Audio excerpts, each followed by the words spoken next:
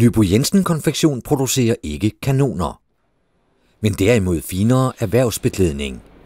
Det er typisk til plejehjem, sundhedspersonale, restauranter, industri, store butikskæder og sågar til kongehuset. Kanonen vender vi tilbage til.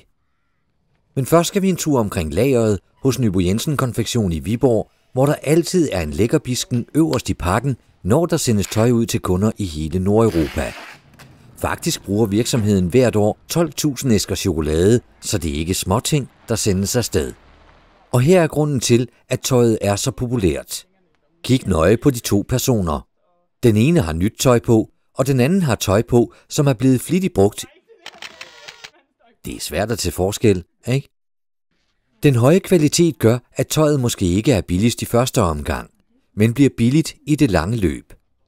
Tøjet designes helt efter kundernes ønsker af firmaets egne designere i Viborg.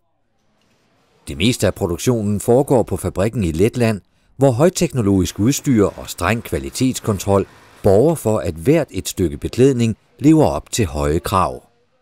Resten kommer fra fabrikker i Fjernøsten. Selvom Nybo Jensen Konfektion er en topmoderne virksomhed, er gamle dyder stadig i højsædet.